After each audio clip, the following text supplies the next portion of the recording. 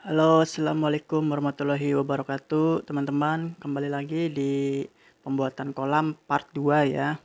Nah, ini hari pertama kolamnya sudah dilaci ya.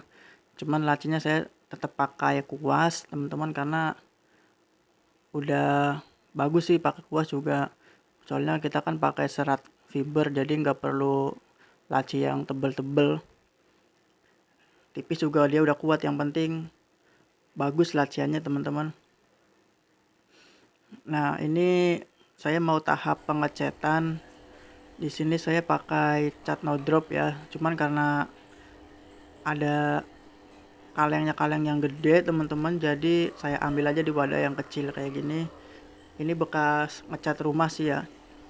Jadi saya nggak beli di sini, modalnya cat bekasan saja, teman-teman. Nah, nanti rencananya sih luar dalam pakai no drop ya. Jadi luar dalam itu warnanya biru, teman-teman. Kita langsung saja kita mulai. Untuk pengecatan sendiri, saya di sini tidak dicampurin air lagi ya. Maksudnya tidak ada tambahan air. Jadi langsung tebel cat pertama. Jadi di sini saya pakai no drop 2 kali pengecatan, teman-teman. Nah, ini ikan Oscar saya yang mau dipindahin, teman-teman, soalnya akuariumnya udah kekecilan, sedangkan size ikannya udah 7 jari, teman-teman. Biar lebih lega aja saya buat kolam ini. Nah, kita cat yang rapi ya, teman-teman. Jangan tipis gitu, kita tebel aja biar lebih kuat, lebih tahan lama. Oh ya, teman-teman, eh, video kolam ini saya pernah share di Facebook, dan itu ternyata ada yang tertarik, teman-teman. Katanya, "Bang, itu berapa kalau dijual? Bang, bisa nggak bikinin kolam yang lebih lebar pakai styrofoamnya?" Itu lumayan sih ya kalau menurut saya, kalau saya bikinin loh. Soalnya ini yang saya bikin aja ada yang nawar 300.000, teman-teman. Padahal modalnya cuman styrofoam bekas ya, bekas ikan gapi, terus semen, serat fiber, sama cat no drop doang gitu loh. Nah, jadi ini penampakan yang udah dicat semua, teman-teman. Ini udah lapisan kedua ya. Mungkin nanti saya pikirkan lagi kalau emang buat jadiin bisnis, kira-kiranya bakalan mengganggu jualan saya enggak gitu. Kalau tidak ya mungkin saya bakalan jualan ini sih. Nah, ini sudah dilapisi, teman-teman, udah 2 kali cat, udah kering. Jadi rencana itu saya di luarnya itu mau bikin motif-motif kayak batu-batuan gitu, teman-teman. Di sini saya pakai cat kuda terbang warna putih ya. Mau saya lukis-lukis kayak gitu, lukis gambar batu. Harusnya sih cat luarnya itu hitam ya, jadi hitam, terus lukisan batunya putih. Tapi ya nggak apa-apa lah, karena adanya biru jadi saya nggak mau terlalu memaksakan, teman-teman. Kurang lebih seperti ini sih jadinya. Ya lumayan lah buat memandang di saat saya ini menggawe gitu ya, apa sih bahasanya, di saat saya kerja bikinin akuarium, bikin talang kan, kalau ada ikan di sampingnya enak, bikin semangat gitu. Jadi itu rencananya nanti bakal taruh di bawah situ, di pojok lemarinya bakal digeser ke sini, teman-teman. Nah, ini di hari ketiga. Di hari ketiga ini cat udah kering, udah siap diisi air, teman-teman.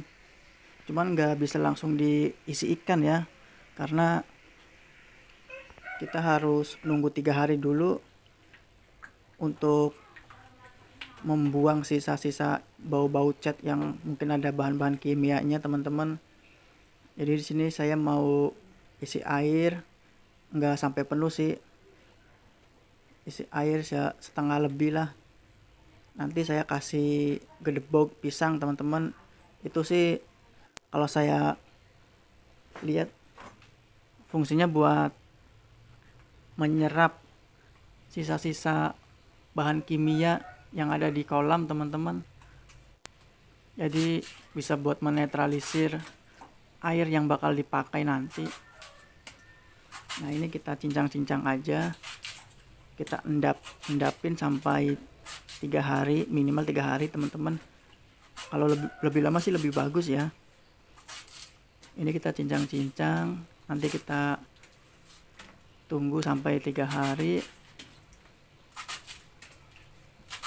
Dan setelah dicincang-cincang, jangan lupa nanti digosok-gosok teman-teman, biar sisa-sisa bau catnya itu hilang ya. Nah ini sambil kita gosok-gosok biar bahan kimia yang menempel benar-benar hilang, larut di dalam air ya teman-teman. Kita gosok-gosok aja sampai benar-benar bersih. Jadi itu nanti didiamin selama 3 hari teman-teman. Lumayan kan, iseng-iseng gitu, pengen kolam daripada beli ataupun bikin permanen. Kalau bikin permanen saya juga bingung karena tidak ada lahan, tidak ada tempat yang kosong buat bikin kolam permanen. Jadi ya bikin styrofoam aja lah, biar suatu saat bisa dipindahin. Nah ini di hari ke-6 teman-teman, ini udah 3 hari kita sedang kuras airnya, kita kuras sampai habis, kita buang juga gedebok pisangnya, kita ambilin, kita buang. Airnya kita kuras sampai habis, nanti kita isi air baru teman-teman. Kalau udah diisi air baru deh kita siap masukin ikannya.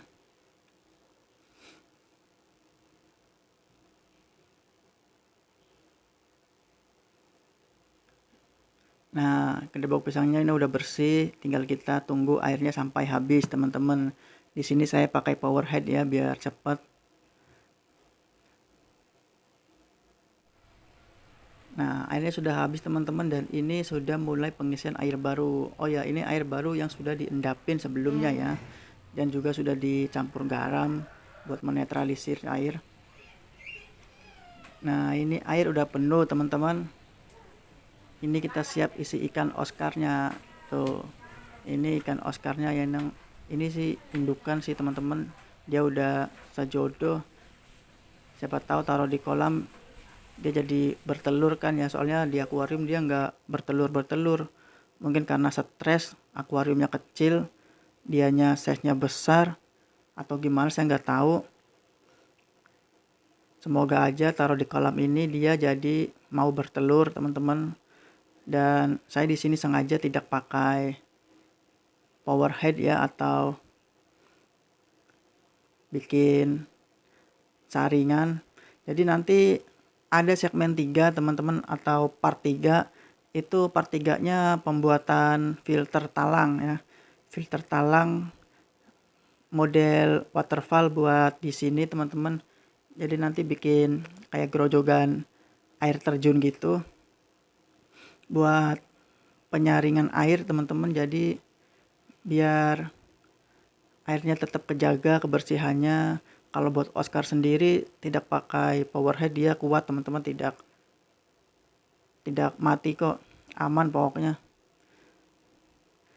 Nah ini tutupnya buat di atas, di pojok sana. Nanti di atasnya itu buat ditempatin filter talang teman-teman. Jadi kayak gini kurang lebih. Nah dia di pojokan sana kurang lebih. Nanti lubang itu buat nyambungin pipa aerator, maksud saya pipa power head teman-teman, yang nanti bakal dihubungin ke filter talang. Jadi part 2 ini cukup sampai di sini saja teman-teman. Kita tunggu part 3-nya pembuatan filter talang. Wassalamualaikum warahmatullahi wabarakatuh.